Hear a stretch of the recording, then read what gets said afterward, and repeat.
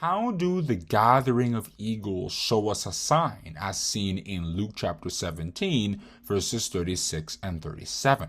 So Jesus Christ was talking about a lot of different things in that Luke chapter 17 account. How his coming would be like the days of Noah and the days of Lot, and how people would need to flee in that time, and how it will be like two people will be in one bed, and one will be taking the other left. Two will be in the field, one will be taking the other left. A lot of other things. And then the disciples asked Jesus, because they were clearly confused, "Where is all this going to happen, Jesus?" And then he replied them by saying, "Wheresoever the body or carcass is, there will the eagles be gathered together." In Matthew chapter 24, verse 28, you see the same account. So the question is, why did Jesus Christ use eagles as an illustration, or maybe a form of symbolism, of what he was actually trying to say? How do they connect? Well, to answer this question, we actually have to go back to the Old Testament, where eagles were kind of discussed in detail so that we can understand the symbolism that may be behind it. Eagles were one of many birds that God Almighty had actually prevented his people from consuming. If you read Leviticus chapter 11, verses 13 to 19, you also see that some kinds of owls, vultures, and other birds that would often scavenge were banned. And the thing about scavenging is that it's all about feasting on dead animals, right? And to the Israelites, dead things were actually considered to be unclean. If you read Numbers chapter 19, verses 11 to 16, you see that if someone were to enter the tent in which a dead man is, they'd be unclean 7 days, or if they were to touch a dead man corpse, they would be dead 7 days. So stuff like that. So things that were dead were considered to be unclean, and then by extension, the things or the animals that would eat unclean things would now be unclean as well. So that was kind of the context. But at the same time, even though the eagles and similar birds had unholy eating habits, God Almighty would still feed them. If you read Matthew chapter 6, verse 26, and Luke chapter 12, verse 24, you see Jesus commenting on the fact that God Almighty feeds the fowls, so why wouldn't God feed his own human children? And if you read Psalm 147, verse 9, you see the psalmist saying, "He giveth to the beasts his food, and to the ravens which cry." And in Job chapter 38, verse 41, God told Job, "Who provideth for the raven his food? When his young ones cry unto God, they wonder for lack of meat." But we also need to look at the way that eagles and similar birds were actually used in the Old Testament.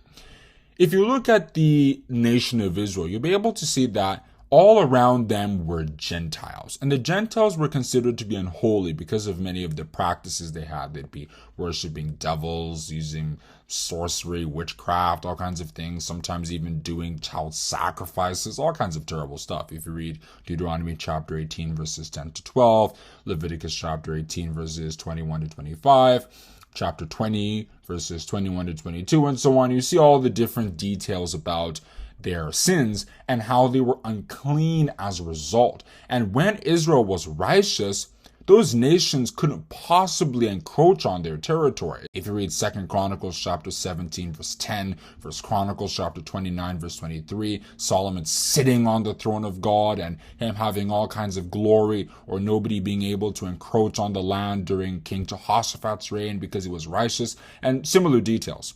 But when Israel sinned, those Gentile nations started to gain more power. These abominations, these unholy animals, as they were sometimes referred to in places like Jeremiah chapter 7, verse 33, Lamentations chapter 1, verse 10, chapter 4, verse 12, you see that the Gentiles were referred to as like fowls of the air and beasts of the field and stuff that were encroaching on their territory.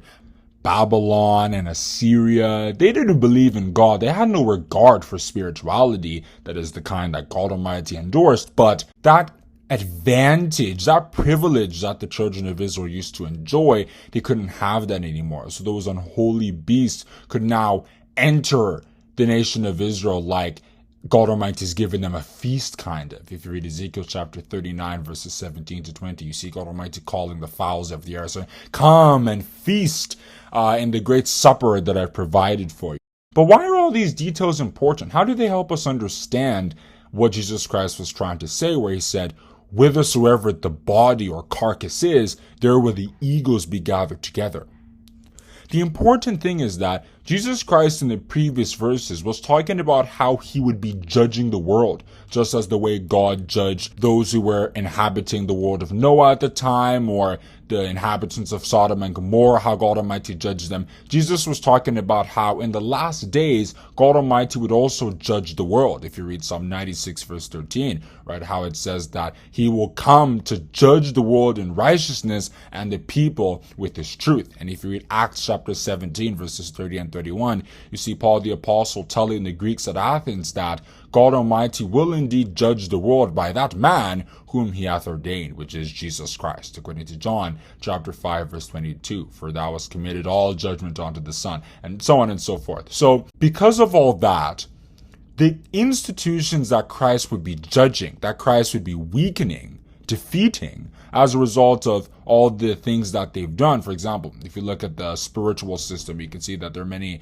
false prophets teaching lies, extorting the people. Like, we don't expect God to just watch that forever. He has to take revenge, judge them somehow. If you also look at the political system, the way many politicians are corrupt across the world, saying things that have ruin the lives of people, starting wars all over the world, doing things that don't really help the people. God Almighty has to act so that humanity can be delivered from all that.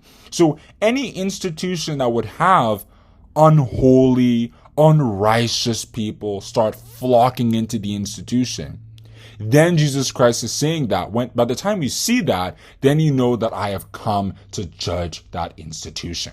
And if you read Revelation chapter 19, verses 17 and 18, you see that it was prophesied that in the last days, God Almighty would call all the fowls once again to the great supper that he has provided, that they may eat the flesh of kings and captains and mighty men and horses. It's obviously not a physical thing, but rather it's all those mighty institutions that used to rule the world, that were governed by noble, disciplined individuals. Those individuals would be replaced by weaker individuals that have no regard for God or spirituality, people who just care about their own profits and glory, stuff like that. They would begin to fill the institutions. In politics, you'll see that the politicians may be becoming more incompetent. So those kinds of things and the effects that they have on the systems of this world, that's kind of like the great feast. And how eventually all those institutions that have been taken over by those people will only be a shadow of their former glory. And if we look around, we can see all the institutions that are suffering that. So, in summary, what Jesus Christ was trying to say when he said, whithersoever the body or carcass is, there will the eagles be gathered together. What he's trying to say is that anytime you see people who don't belong in certain institutions, whether they be political or spiritual or social, then you know that I am judging that institution because I've brought these people in so that they can bring down the value of that institution so that they can be judged for the things they have done that God did not like. So, I know that was a lot, but there's a little bit of logic into this, and if any of you guys like solving logic puzzles, then, this video may have been your kind of thing, because you can see we went to the Old Testament, we looked at symbolism and then how that connects to the current era and so on. And there's a lot of that in the Bible. And we have many other videos that talk about the connection between things in the Old Testament and things in the New Testament. Like, for example, what does Babylon represent in Revelation, and many other videos. So if you're interested in kind of looking at how biblical symbolism is kind of fulfilling or being represented now, then you can check out all those videos to kind of get a sense of how the Bible portrays those things. But anyway, if you enjoyed this video or learned something new today, then I'd appreciate it if you click the like button and also the subscribe button. And if you want to know when we come out with more videos just like this, then you know what to do. You can click the notification bell. Have a good day, and I'd like to see you in the next video.